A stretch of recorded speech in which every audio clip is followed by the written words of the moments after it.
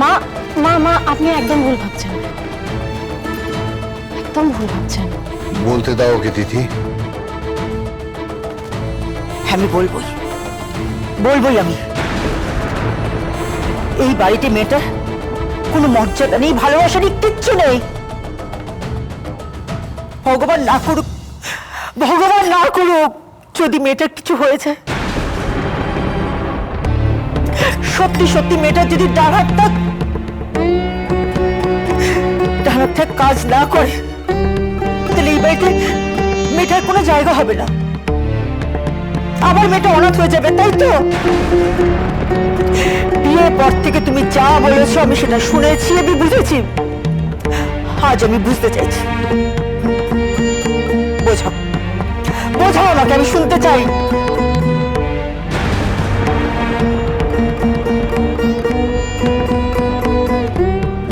আমি বিত্তহীন বাবার সন্তান,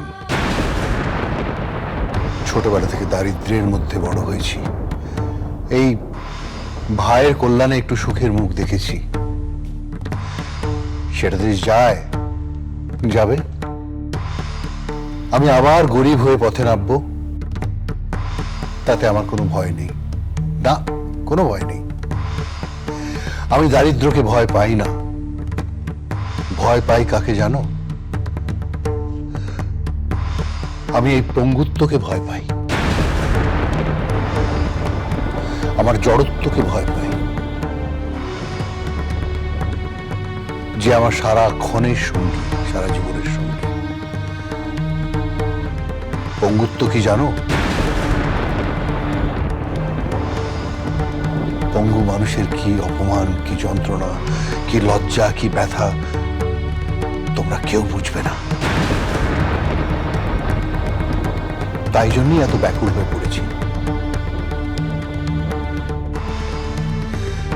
তাছাড়া বিনুর জন্য মূর্তি গড়াটা ওর এন্টিটি, ওর নিজস্ব আইডেন্টিটি। হ্যাঁ মানছি, তার জন্য পালবাড়ির স্বার্থ, পালবাড়ির সম্পর্ক জড়িয়ে আছে, কিন্তু মিনুর প্রয়োজনটাই সব থেকে বড়, সব থেকে বেশি। সেই জন্য এত কথা বলছি। আমি জানি তুমি আমায় সবচেয়ে ভালো বুঝো, আজও বুঝবে, কিন্তু এখন সময়টা যে বড্ড ঘাঁটা, গলবে না। তাই এক মুহূর্তের জন্য হলেও বিশ্বাসের ভিতটা নড়ে যায় সবাইরই। তোমার যেমন গেল, মিনুরও গেছে, তাই এত কাণ্ড। তবে সব ঠিক হয়ে যাবে, কারণ জাহ্নবীর বোঝানো কথা সাময়িকভাবে জিততে পারলেও, প্রভাব ফেলতে পারলেও চিরকাল পারবে না। চিরকালটা সত্যের।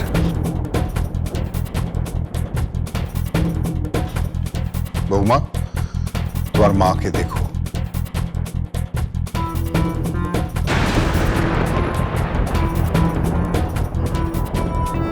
আমি ঘরে গেলাম।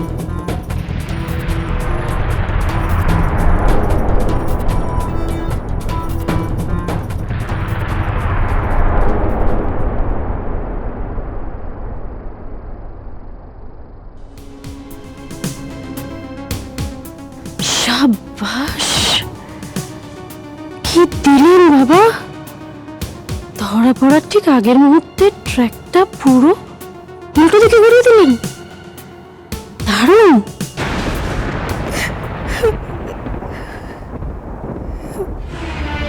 দিদি ভাই, শান্ত হও। আমরা মিনুর কাছে যাব, কালই যাব।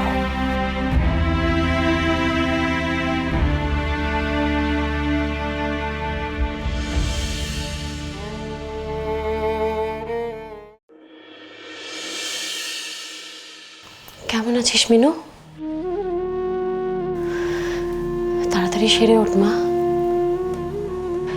তুই বড্ড মন খারাপ বাড়িতে সকলের। তুই তাড়াতাড়ি সেরে বাড়িতে না ফেরা অবধি কারোর যে মন ভালো হচ্ছে না। সকলে বড্ড কষ্ট পাচ্ছে। গুরুজনদের আমার প্রণাম দিও, বলো আমি ভালো আছি। মিনু তো এখনো রাগ করে রয়েছে। আজ মা আর কাম্মা আসবে, দেখা যাক চিড়ে ভেজে কিনা। ডাক্তার নতুন ওষুধ লিখেছে, তোমাকে খেয়ে দিতে হবে। সোম এই এত কিছু তুমি কি করে পারবে একা একা বলো তো? এটা পসিবল নাকি? তোমার দাদাভাই তো এসেছে ডাক্তারের সঙ্গে কথা বলতে, আমি তোমার দাদাভাইকে বলে বরং একটা কোনো ট্রেন নার্স বা আয়ার। প্রয়োজন নেই।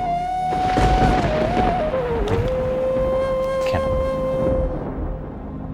ওঠো। তুমি কিন্তু আমার কথা শুনছো না। এবার কিন্তু আমাকে ডাক্তার বা নার্সকে ডাকতে হবে। আমি পারবো। না, তুমি পারবে না। বলছি তো আমি পারবো।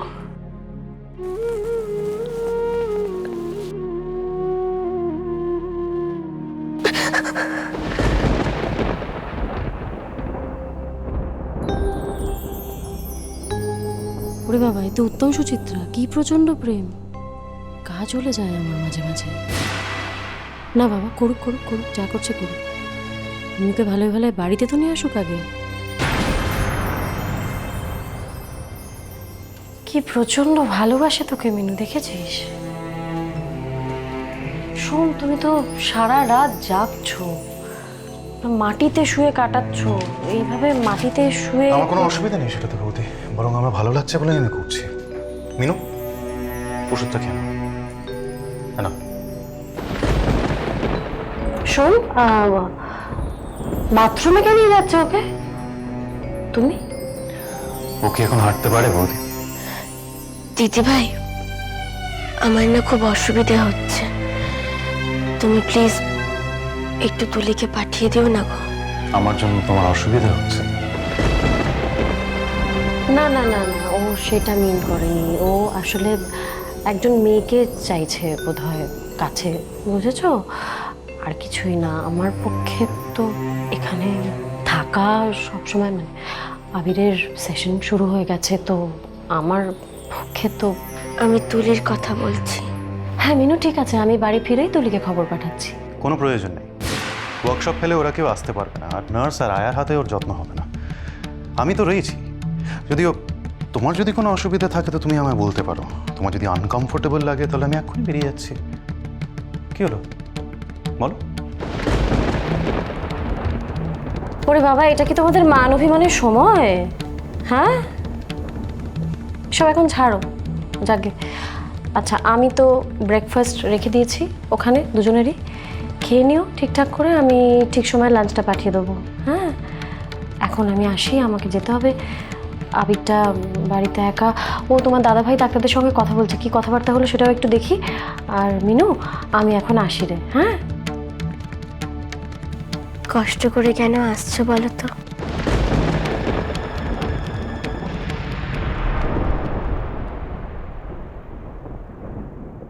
তুমি যত সহজে নিজেকে একা ভাবতে পারো মিনু, তত সহজে তো আমি নিজেকে তোমার থেকে আলাদা করে নিতে পারি না। ধরে নাও এটাও আমার এক রকমের অক্ষমতা। আজ পর্যন্ত তো আমার অনেক রকমই অক্ষমতা আর না পারার সাথে তুমি ঘর করে নিয়েছো, সহ্য করে নিয়েছো। তেমন তোমাকে একা ছাড়তে না পারা, এই অক্ষমতাটাকেও সহ্য করে নাও না প্লিজ। বাজলো তোমার আলোর